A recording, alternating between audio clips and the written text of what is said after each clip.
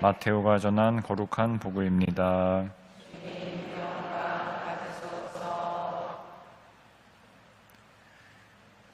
예수님께서 카파르나움에 들어가셨을 때에 한 백인 대장이 다가와 도움을 청하였다. 그가 이렇게 말하였다. 주님, 제 종이 중풍으로 집에 드러누워 있는데 몹시 괴로워하고 있습니다. 예수님께서 내가 가서 그를 고쳐주마 하시자 백인 대장이 대답하였다. 주님, 저는 주님을 제 지붕 아래로 모실 자격이 없습니다. 그저 한 말씀만 해 주십시오. 그러면 제 종이 나을 것입니다. 사실 저는 상관 밑에 있는 사람입니다만 제 밑으로도 군사들이 있어서 이 사람에게 가라 하면 가고 저 사람에게 오라 하면 옵니다. 또 제 노예더러 이것을 하라 하면 합니다. 이 말을 들으시고 예수님께서는 감탄하시며 당신을 따르는 이들에게 이르셨다. 내가 진실로 너희에게 말한다. 나는 이스라엘의 그 누구에게서도 이런 믿음을 본 일이 없다. 내가 너희에게 말한다. 많은 사람이 동쪽과 서쪽에서 모여와 하늘나라에서 아브라함과 이삭과 야곱과 함께 잔치상에 자리 잡을 것이다. 그러나 하느님 나라의 상속자들은 바깥 어둠 속으로 쫓겨나 거기에서 울며 이를 갈 것이다. 그리고 예수님께서는 백인 대장에게 말씀하셨다. 가거라, 내가 믿은 대로 될 것이다. 바로 그 시간에 종이 나왔다. 예수님께서 베드로의 집으로 가셨을 때 그의 장모가 열병으로 드러누워 있는 것을 보셨다. 예수님께서 당신 손을 그 부인의 손에 대시니 열이 가셨다. 그래서 부인은 일어나 그분의 시중을 들었다. 저녁이 되자 사람들이 마귀 들린 이들을 예수님께 많이 데리고 왔다. 예수님께서는 말씀으로 악령들을 쫓아내시고 앓는 사람들을 모두 고쳐주셨다. 이사야 예언자를 통하여 그는 우리의 병고를 떠맡고 우리의 질병을 짊어졌다 하신 말씀이 이루어지려고 그리 된 것이다. 주님의 말씀입니다. 그리스도님 찬미합니다. 자리에 앉으십시오. 참 예수님. 프란치스코 교황님께서 1980년대 초 독일 유학 시절에 알게 되셔서 이후에 적극적으로 전파하신 신심으로 매듭을 푸시는 성모님에 대한 신심이 있습니다. 이 신심은 17세기에 서로에게 어려움을 겪던 한 부부를 위해 한 사제가 성모님께 중재 기도를 청하자 그 부부가 다시 화해하고 평화를 찾았다는 일화에서 유래되었습니다. 이 유래처럼 우리가 삶에서 겪는 모든 어려움들, 우리 자신을 꼼짝 못하게 옥죄고 짓누르고 평화를 깨뜨리고 지치게 하고 삶에 충실하지 못하게 하는 어려움이라는 매듭을 풀어주십사고 성모님께 청하는 것이 이 매듭을 푸시는 성모님에 대한 신심입니다. 그러한 매듭으로는 수많은 예들을 들 수 있습니다. 인간 관계에서 겪는 불화, 이해 부족, 상처 등이 대표적인 매듭일 것입니다. 그렇게 우리 자신에게 스트레스를 주고 꽁꽁 옥죄면서 하나님과 일치하지 못하게 하는 매듭들을 풀어달라고 성모님께 청하면서 그 기도에서는 마지막에 이렇게 청합니다. 저희 마음을 주님 안에 두게 해주시며 형제 자매들을 통하여 주님께 봉사하게 해주소서. 여기서 저희 마음을 주님 안에 두게 해주소서. 이 기도는 우리가 이번 주에 들은 일독서에 나타난 이스라엘의 역사와도 연결지어 생각해 볼 수 있습니다. 사실 구약 성경에 나오는 이스라엘의 역사에는 하나의 패턴이 있습니다.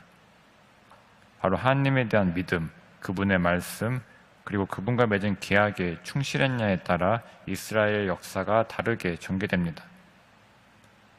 특히 판관기부터 열왕기까지 이어지는 흐름을 보면 이스라엘이 죄를 짓고 하나님께 불충실해지면 이민족의 침략으로 벌을 받습니다. 그러다가 그들이 회개해서 다시 하나님께 충실해지면 하나님께서 그들을 용서하시고 구원하셔서 번영을 누립니다. 하지만 이스라엘은 이내 금방 다시 하나님과 맺은 계약을 어기고 다른 민족의 신들을 섬기는 큰 죄를 짓습니다. 그리고 최종적으로는 어제 일독서에서 들은 것처럼 주변 강대국의 침략을 받아 예루살렘이 함락되고 그들의 자부심과도 같았던 주님의 집 성전마저 파괴되는 비극을 겪게 됩니다. 오늘 일독서로 들은 애가는 그런 이스라엘의 비극을 기억하는 성경의 그런 본문이라고 할 수 있습니다. 사실 이스라엘이 겪은 이러한 비극은 전혀 예상치 못한 놀라운 일이 아니었습니다. 오늘 일독서 중간에서는 이렇게 말합니다. 너의 예언자들이 내게 환시를 전하였지만 그것은 거짓과 사기였을 뿐 저들이 내 운명을 돌리려고 너의 죄악을 드러내지는 않으면서 내게 예언한 신탁은 거짓과 오도였을 뿐. 우리가 열왕기에서 보는 대표적인 예언자인 엘리야라든가 예레미야 같은 예언자들은 근본적으로 같은 메시지를 전했습니다. 바로 지금처럼 살면 안 된다. 하나님께 돌아와서 그분께 충실해야 한다는 것이었습니다. 하지만 이른바 거짓 예언자들은 우리는 이미 하나님의 선택을 받은 민족이므로 괜찮다. 그분께서 우리를 보호해 주신다라고 하면서 당시 지도층의 귀를 만족시키는 이야기만 했습니다. 하지만 이스라엘 역사는 그들이 틀렸고 엘리야와 예레미야와 같은 예언자들이 옳았다는 것을 보여줍니다. 기후위기 시대에도 비슷한 모습이 있는 것 같습니다. 대부분의 사람들은 그렇지 않지만 여전히 기후위기는 사기라고 하면서 그 실체를 믿지 않는 분들이 있습니다. 또는 기술이 조금만 더 발전하면 쉽게 해결될 거라고 하며 그 심각성을 대수롭지 않게 여기고 그저 지금처럼 살아도 문제없다고 하는 사람들도 있습니다. 기후위기 시대의 거짓 예언자들의 모습이 아닌가 생각이 듭니다. 한 10년 전에 기후 문제를 연구하는 과학자들은 앞으로 우리가 탄소 배출을 얼마나 줄이냐에 따라 지구의 미래가 어떻게 될 것인지를 5가지의 시나리오로 예측했습니다. 탄소를 가장 적게 배출했을 때, 보통, 많이 배출했을 때, 그리고 가장 많이 배출했을 때, 이 5가지의 시나리오로 지구의 미래를 예측했습니다. 그렇게 10년 전에 예측했는데 우리는 현재 이 5가지 시나리오 중 어디에 와 있는가?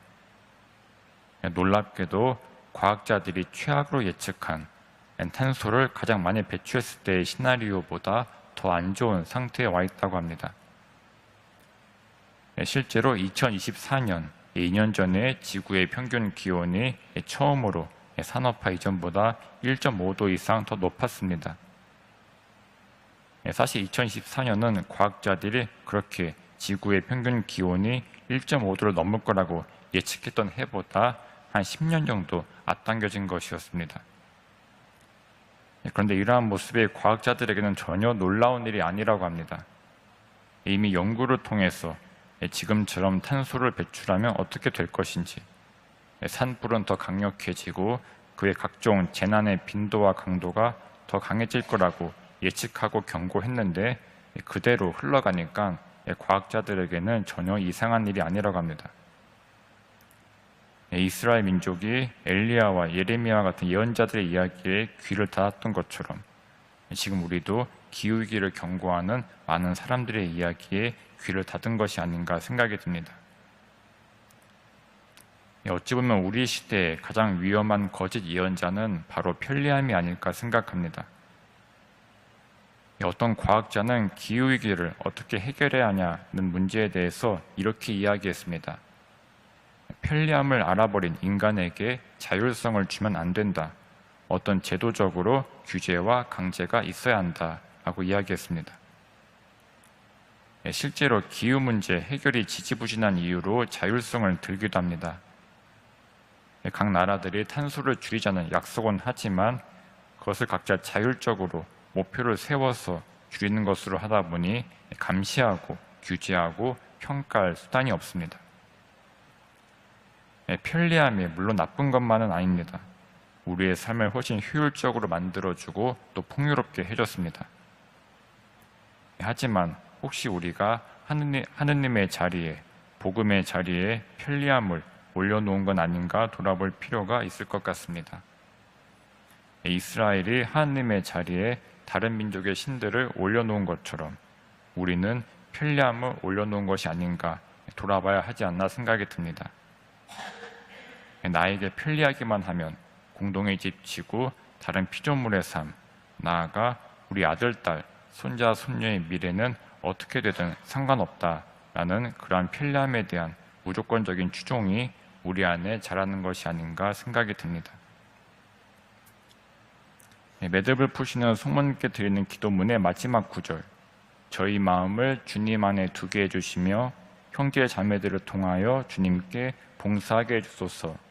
이 기도를 묵상하며 살 수 있으면 좋겠습니다. 우리의 마음이 주님과 그분의 말씀, 복음의 가치, 우리 교회가 강조하는 생태적 회심의 삶이라는 가치 안에 머무를 수 있으면 좋겠습니다. 형제 자매들을 통하여 주님께 봉사하게 해주소서라는 기도처럼 신앙 공동체 안에서 형제 자매님들과 함께하며 봉사하는 것이 곧 주님께 봉사하며 주님을 위해 일하는 거라고 할 수 있습니다. 더 나아가 성 프란치스코가 피조물을 형제 자매라 불렀듯이 피조물을 위해, 지구를 위해 생태적 회심의 삶을 사는 것, 편리함 그 이상의 가치를 고민하고 실천하는 것이 곧 주님께 봉사하는 길이 되지 않을까 생각합니다. 그렇게 주님께 봉사하는 삶, 그 삶을 충실히 살 수 있는 은총과 지혜를 주시기를 청하면서 오늘 이 미사를 봉헌할 수 있으면 좋겠습니다.